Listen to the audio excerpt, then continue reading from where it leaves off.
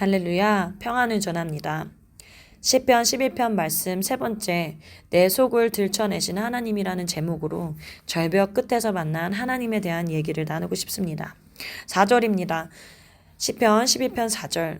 여호와께서는 그의 성전에 계시고 여호와의 보좌는 하늘에 있으며 그의 눈이 인생을 통촉하시고 그의 안목이 그들을 감찰하시도다. 아멘. 지금 다윗은 적들에게 밀려서 벼랑 끝에 서 있는 듯한 느낌을 가지고 있습니다. 한 걸음만 더 밀어붙이면 뒤로 떨어질 수밖에 없는, 정말 죽음 앞에 이 죽음의 두려움 가운데 서 있는 다윗의 모습입니다. 적들이 수천의 적들이요 다윗을 향하여 화살을 겨누고 있는데 다윗이 더 이상 도망칠 데가 없는 그런 상황입니다. 그때 다윗은 하나님을 생각합니다. 오늘 이것이 중요합니다. 우리가 하나님의 생각을 가지면 살 수 있어요. 다윗은 하나님을 생각하면서 하나님이 계시고 하나님의 보좌가 있고 하나님이 모든 것을 다 보고 계신다. 하나님이 모든 것을 감찰하신다. 라고 그는 선포하고 있습니다. 하나님이 다 아신다. 하나님이 다 아신다. 여기서 우리가 할 수 있는 것이 무엇인가 하면 하나님의 사람들도 어려움이 있고 억울한 일도 당하고 우리는요 빼앗기기도 하고 많은 어려움들이 다 있습니다. 어려움이 없는 사람들이 없죠. 그런데 우리는 어느 순간에도 행복할 수 있는, 이것을 돌파할 수 있는 무기가 있습니다. 이 모든 것을 돌파할 수 있는 무기가 있는데 그것이 뭐냐 하면 바로 아버지의 생각을 가지는 것입니다. 하나님 아버지의 생각, 하나님을 생각하는 것입니다. 어느 순간에도 우리가요 하나님을 생각하면 그 하나님의 생각이 내 안에 들어오면 사는 거예요. 아, 하나님이 계시지? 그렇지. 하나님이 날 보고 계시지? 그 아버지의 생각 안에서 우리는 위로를 받고 하나님을 바라보는 것입니다. 그 어려움 가운데서 계속 하나님을 바라보는 것입니다. 하나님을 바라본다는 것이 뭐냐면 그분의 말씀을 계속 듣는 것입니다. 우리가 하나님을 계속 바라보면 어떻게 됩니까? 그분이 웃으시며 우리를 바라보시는 그 사랑의 말씀을 통해서 그분을 계속 보게 되어지면요, 우리의 성품이 그분을 닮아가게 되는 것입니다. 아멘. 교회 다닌다고 해서, 교회 평생 다닌다고 해서 바뀌는 게 아니라 하나님의 얼굴을 봐야 하는데, 하나님의 얼굴을 봐야 우리가 바뀌는데, 하나님의 얼굴을 본다는 것이 뭐냐 하면 그분의 말씀이, 아버지의 생각이 나의 생각 안에 들어오는 것입니다. 우리의 생각 안에 들어와서 하나님이 보이는 것입니다. 그러면 우리가 바뀌는 거예요. 아름답게, 아름다운 성품으로 바뀌는 것입니다. 할렐루야. 여러분, 하나님의 백성들에게는 어느 곳이든지 우리가 기도하는 그곳이 우리에게 최고로 좋은 곳입니다. 내가 하나님을 바라볼 수 있는 그곳이 최고로 좋은 곳인 거예요. 거기서 변화가 일어나고요. 변화가 일어나는 기적을 경험하는 곳입니다. 그리고 우리에게는 기도가 바로 우리의 생각을 바꾸는 것입니다. 기도를 통해서 우리는 아버지의 생각을 가질 수 있는 것이죠. 어느 순간에 절벽 끝에서 원수들은 화살을 겨누고 있고 쏘려고 하고 있고 밀어붙여서 죽이려고 하고 있는데 상황은 아무리 봐도 변하지 않을 것 같고 죽을 것 같고, 그런데 그 상황 속에서 다윗은 하나님을 바라보았습니다. 그리고 그렇게 고백하는 거예요. 하나님은 다 아신다. 하나님은 지금도 보고 계신다. 감찰하신다. 하나님 바라보면서 하나님을 선포하는 것입니다. 그리고 하나님을 바라보며 선포하는데요, 그때 하나님의 영광이 막 다윗에게 임하면서 다윗이 아름답게 바뀌기 시작하는 것입니다. 아름답게 아버지의 성품과 형상으로 변화되는 것입니다. 그래서 우리는 위기의 때에 무엇을 생각해야 하냐면, 여러분, 우리 가운데 어려움이 있는 분들이 계시죠? 생각이 복잡하고 어떻게 해야 될지 많은 생각에 막 죽을 수 있고, 여러분, 그 생각 때문에 우리가 죽을 수도 있고 살 수도 있는 거예요. 어떤 생각에 사로잡혔는지, 누구에게 붙잡히느냐가 우리의 죽고 사는 것을 결정하는 것입니다. 그런데 우리가 위기가 왔을 때, 정말 인생의 절대절명의 위기가 왔을 때요, 뭔가 결정해야 되는 큰 어떤 변화가 일어나고 있는 그때에 사람들이 나에게 했던 못된 짓, 억울한 일들, 그런 걸 생각하면 그냥 먹히는 거예요. 원수에게 당하는 것입니다. 내가 과거에 잘못했던 거, 내가 아름답지 못했던 연약함들, 죄들, 이걸 묵상하고 이걸 생각하고 이 죄에 사로잡히면요, 그 생각에 잡히면 그냥 죽는 것입니다. 정죄감에 먹혀버리는 거예요. 여러분, 우리는 위기의 순간에 하나님을 봐야 하는 것입니다. 십자가에 달리신 예수 그리스도를 봐야 되는 거예요. 나의 죄를 대신해서 십자가에서 죽으시고 부활하시고 모든 죄의 값을 지불해 주신 그 하나님의 아들 예수 그리스도의 그 은혜와 사랑과 십자가를 바라봐야 하는 것입니다. 내가 받은 은혜를 생각해야 되는 것입니다. 그래야 사는 것입니다. 주의 은혜를 믿으면 그 순간에 주의 은혜를 믿으면 사는 거예요. 절대로 죽지 않습니다. 어떤 상황에도 돌파하고 나올 수 있는 것입니다. 그래서 우리는 말씀을 듣지만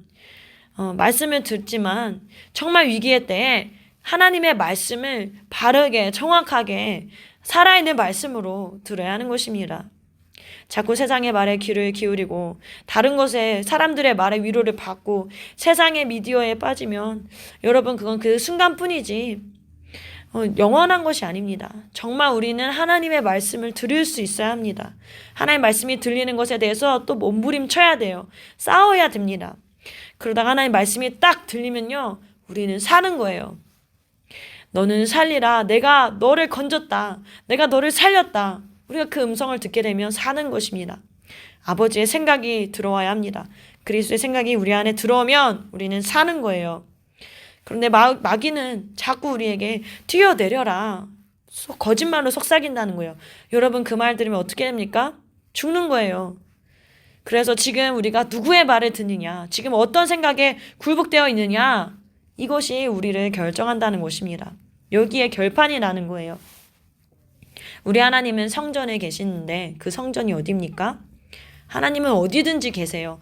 절박한 상황 속에도 우리가 주님을 바라보는 그곳, 거기가 바로 주님이 계신 성전이에요. 주님을 깊이 묵상할 수 있는 곳, 주님을 바라볼 수 있는 곳, 그곳이 바로 성전인 것입니다. 거기에서는 아무도 우리를 건드릴 수가 없습니다.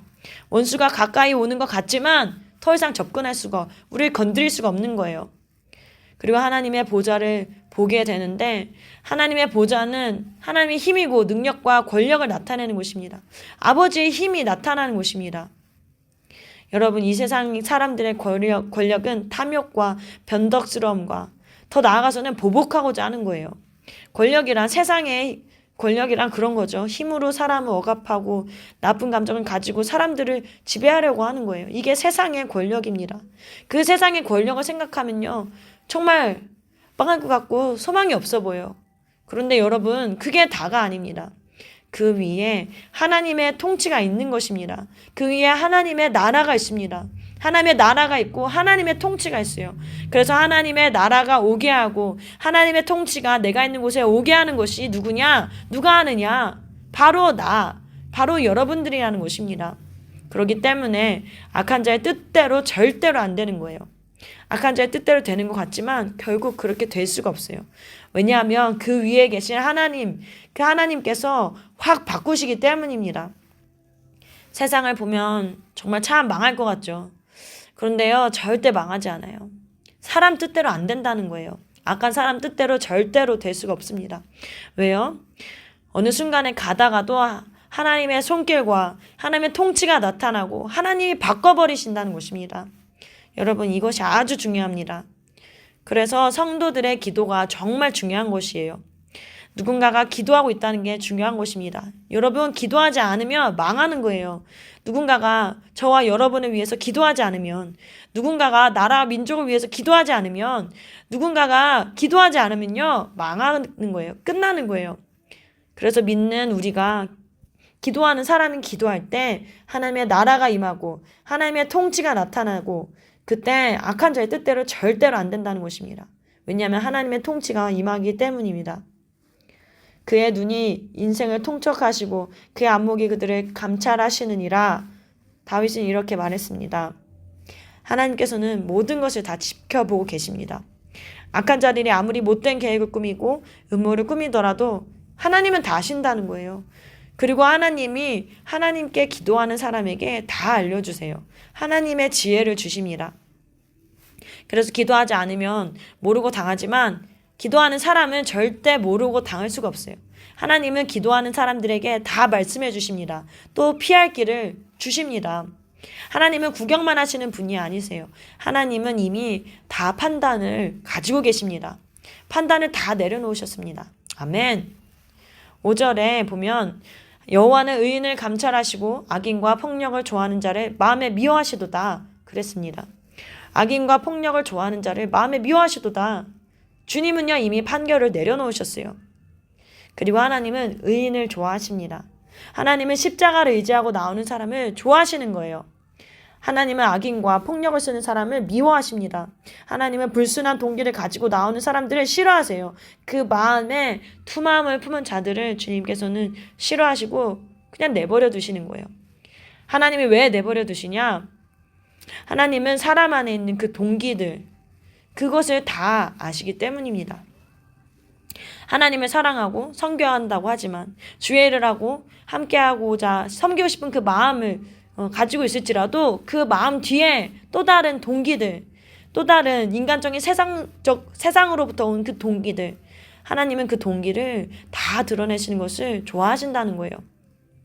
우리가 어떤 사람을 알아간다 할 때 정말 10개 물속은 알아도 사람 마음은 모른다 이렇게 말을 하잖아요. 부부도 평생 살면서도 서로를 잘 모르겠다 이렇게 많은 얘기를 듣지 않습니까? 정말로 사람을 알아간다고 한다는 것은 가까이 지내면 지낼수록 참 아는 것 같은데도 새로운 면모들이 계속 드러나지죠. 좋은 것뿐만 아니라 우리 안에 있는 죄성들, 우리 안에 감추어져 있는 것들, 눌려있는 것들, 나도 모르는 악한 마음들, 못된 성품들, 시기심, 질투, 성공하고자 하는 탐욕과 탐심, 우리 속에 감춰진 것들, 하나님은요 지금 기다리시며 다 나타내신다는 것입니다. 그리고 야 너도 봐라, 너의 속을 좀 봐라, 그렇게 말씀하시는 거예요. 사람들한테도 나타내실 뿐만 아니라 하나님이 그것을, 내 안에 있는 그것을 보여주시는 것입니다. 그리고 우리가 보게 하시는 거예요. 여러분 이거 참 중요한 말씀입니다. 우리가 그걸 봐야 사는 거예요. 그걸 봐야 해결할 수 있죠. 우리의 신앙은요 덮어놓고 그냥 가는 게 아닙니다. 때로 우리는 내 안에 어떤 죄성들, 어떤 연약함과 어떤 어두운 그런 것들이 있는데 하나님이 말씀을 해주셔도 우리가 안 들을 때가 있습니다. 그럴 때 하나님은요 우리를 어려움 가운데 두시면서 우리에게 볼 수 있는 기회를 주시는 거예요. 너의 모습을 봐라. 네 속에 있는 것을 봐라. 너의 속마음을 좀 봐라. 하나님이 우리가 볼 수 있도록 기회를 주시는 것입니다. 왜 그러십니까? 왜 들춰내시는 것입니까? 하나님은 우리를 살리시려고, 우리를 사랑하시기 때문에 그런 것입니다. 그래서 하나님은 사람들의 속마음을 드러내시는데 아주 탁월하신 분이세요. 대개 하나님을 두려워하고 경외하는 사람들은 정말 이런 환난 가운데 더 깨끗해지는 거예요. 내가 이런 죄가 있었구나. 내 안에 이런 탐심, 이런 악이 있었구나. 이런 하나님부터 온 것이 아닌 세상의 것들이 있구나. 이걸 보게 되어지고 이걸 깨닫고 그리고 돌이키면서 예수의 보혈로 깨끗하게 씻김 받고 더 깨끗해지게 되는 것입니다. 이전에도 하나님 앞에 성결하려고 정말 했지만 또 더 이런 과정을 거치면서요. 환난과 고난과 연단을 거치면서 더 하나님 앞에 깨끗해지고 겸손해지고 더 하나님을 사모하게 되고 이렇게 주님이 간절하게 만들어 가시는 것입니다. 하나님이 드러내시기 전까지 나도 모르지만 사람들도 몰랐어요. 그런데 하나님이 드러내실 때 우리 안에 있는 거짓말들, 시기심, 악한 생각들, 동기들, 탐심들 하나님이 드러내실 때 참 우리는 쉽지 않죠. 그러니까 이걸 도리어 다른 사람들에게 덮어 씌우려 하고 다른 사람들 핑계하고 어떤 사람들은 또 절망하고 좌절하고 각각 다른 모습이 다 드러나게 되어집니다. 이렇게 하나님은요 사람 안에 있는 것을 다 드러내시는 거예요. 왜요? 바꾸시려고. 왜요? 우리를 쓰시려고, 더 거룩하게 하시려고. 왜 그러십니까? 우리를 사랑하시기 때문에 기회를 주시는 것입니다. 그래서 때로는 우리는 하나님이 멀리서 그냥 지켜보시는 것 같은 느낌을 받는 거예요. 내가 위선의 탈을 쓰고 있으니까 사람들이 다 거룩하게 봅니다. 점잖아 보이고 인격적으로 교양 있는 것 같은데 하나님이 충동질에서 어떤 관계 가운데, 재정 가운데, 건강 가운데 하나님이 딱 건드시면은 그 안에 있는, 우리 안에 있는 어떤 위선적인 것, 거짓된 것 다 드러난다는 것입니다. 내 속에 있는 탐심, 세상적인 마음들, 세상 사랑들, 인간적인 것, 거짓된 혀, 하나님이 다 드러내십니다. 회개할 수 있는 기회를 주시는 아버지의 사랑인 것입니다. 아멘. 그런데 사람들의 평상시에는 다 감춰져 있으니까 사실 잘 몰라요. 그냥 다 괜찮은 줄 압니다. 그런데 한번 어려움을 겪고 나면요, 하나님께서 확 요동케 하셔서 이걸 겪고 나면 인간의 더러움, 사악함들, 거짓된 혀들, 자기밖에 모르는 이기심, 이것 때문에 사람들이 되게 힘들어하죠. 그러면서요, 자기 자신을 돌아보게 되는 것입니다. 하나님은 이것을 드러내시는 분이십니다. 6절입니다. 악인에게 그물을 던지시리니 불과 유황과 태우는 바람이 그들의 잔에 소득이 되리로다. 그물을 던지신다는 것은 악인이 제일 그 악한 그 순간에 하나님이 포착하셔서 딱 드러내시는 겁니다. 그물을 던져서 꼼짝 못하게 하시는데, 그물을 던져서 꼼짝 못하게 하는 제일 악한 그 순간, 제일 비열한 그 순간, 그냥 피할 수 없는 그 순간에 포착해서 하나님이 딱 드러내시는데, 그리고 불과 유황과 바람으로 태워버리신다는 겁니다. 그냥 끝난다. 무슨 말이에요? 지옥 불에 던져진다는 것입니다. 그리고 뭘 태우십니까? 그의 위선, 거짓됨, 잘난 체하는 것들, 교만한 것들, 하나님이 다 태우십니다. 여러분, 참 인간은 정말 별거 아니죠. 정말 우리는 잿덩어리입니다. 우리는 이것을 깨달아야 하는 것입니다. 하나님께서는 우리에게 이런 환난을 통해서 들춰내시는데, 이것은요, 우리에게 기회를 주시는 거예요. 우리를 거룩하게 하시고 더 깨끗하게 하셔서 하나님 곁에 두시려는 것, 이것이 아버지의 마음입니다. 우리가 죄에서 돌이킬 수 있는 기회를 하나님이 주시는 것입니다. 그래서 때로는 나의 어떤 죄가 드러나서 사람들이 비난하는 것 때문에 또 사람들을 서로 비난하면서 우리는 상대할 필요가 없어요. 그냥 우리는 하나님께로 가면 되는 것입니다. 하나님 앞에 서야 됩니다. 여러분, 하나님 앞에 정직하게 서야 되는 것입니다. 그러면 우리는 하나님의 도움으로 다시금 기회를 얻게 되어지는 거예요. 절대로 악한 자 때문에 비난하고 낙심할 필요가 없어요. 왜냐하면 결국 그 잔은 자기가 마시게 되어 있습니다. 하나님은 그렇게 하신다라고 했습니다. 자기가 마시게 되는 거예요. 아무것도 감출 수 없는 날이 오는 것입니다. 그렇기 때문에 하나님은 이로우시고 하나님은 의로운 성도를 만나 주십니다. 7절에 여호와는 의로우사 의로운 일을 좋아하시나니 정직한 자는 그의 얼굴을 배우리로다. 아멘. 하나님께서는 우리가 고통 중에 의로운 삶을 사는 것을 좋아하십니다. 환난과 고통 중에서 자기의 문제에서 벗어나면 우리가 참으로 도울 사람들이 많아요. 도울 일들이 참 많습니다. 그런데 우리가 잘 나가는 사람들 중에 있으면 도울 사람이 없어요. 왜냐하면 다 잘 살기 때문에 오히려 우리에게 어려움과 환난, 고통, 이것이 있다는 것이 얼마나 큰 복인지 모릅니다. 그렇기 때문에 내 문제에서 벗어나 눈이 열려지기 시작하면 하나님이 나를 통해서 하시고자 하시는 일들을 보게 되고 또 우리의 도움이 필요한 사람들이 많다는 것을 알 수가 있습니다. 연약한 사람들, 우리가 도울 사람들이 있습니다. 하나님은 우리로 하여금 일어나라. 이렇게 너의 문제 가운데 잡혀있지 말고 너의 문제 가운데 먹혀있지 말고 일어나서 십자가 은혜를 가지고 일어나서 도울 자를 돕고 일으키고 복음으로 이들을 살리고 세워라. 주님은 우리를 이렇게 부르고 세우고 계십니다. 아멘. 내가 다 잘된 상태, 부족함이 없는 상태에서 무슨 계획이 세워져서 남을 도와주고 여러분 그럴 때요 사람들은 감동 안 받습니다. 오히려 어려울 때 붙잡아줘야 절실할 때 붙잡아줘야 사람들은 그 마음을 그 중심을 알게 되는 것입니다. 여러분 정말 우리의 도움이 필요한 사람들이 우리 주변에 참 많습니다. 이제 눈을 들어서 나의 문제만 보지 말고 사랑하는 내 주변에 있는 사람들 가족과 자녀들, 남편, 아내, 부모님 또 친구들 주변에 있는 많은 영혼들 볼 수 있는 눈이 열려지기를 축복합니다. 주변에 내게 붙여주신 사람들에게 어떤 도움이 필요한가를 볼 수 있는 눈.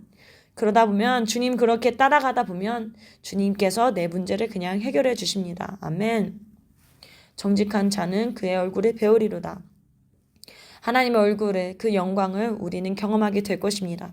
우리가 예수 보혈을 의지하고 더 이상 내 문제에 빠져서 허우적거리지 않고 정말로 주의 은혜 아래에 살려고 하고 정말 하나님 내게 붙여주신 많은 사람들에 가서 하나님의 영광과 임재를 나타내기 시작한다면 하나님께서는 우리 얼굴을 만나주실 것입니다. 그분의 얼굴을 우리에게 비춰주시고 하나님의 큰 은혜를 주실 것입니다. 정말 어려움을 당할 때 여러분 세상으로 도망치지 말고 또 자기 세계로 도망치지 말고 인간적인 생각으로 도망치지 말고 말씀을 붙들고 하나님께로 도망치시기를 축복합니다. 우리가 어려움이 있을 때 정말 말씀을 붙잡고 도망하면 그것이 하나님 안에 피하는 곳입니다. 하나님 안에 피하는 자가 다 되시기를 축복합니다. 그리고 어려움을 통해서 하나님이 나의 속에 있는 모든 것을 드러내실 때 그냥 그것을 막 아니다 거부하지 마시고 정말 하나님 앞에 다시 한번 묻고 거룩하게 되고 깨끗해지는 그런 은혜가 있게 되기를 축복합니다. 내가 하나님께 피하면 악한 자가 우리를 건드리지 못합니다. 내가 하나님께 피하면 하나님이 길을 내십니다. 우리가 하나님의 얼굴을 보게 될 줄을 저는 믿습니다. 우리가 하나님의 얼굴을 보게 될 줄을 믿습니다. 예수님의 이름으로 축복합니다. 아멘.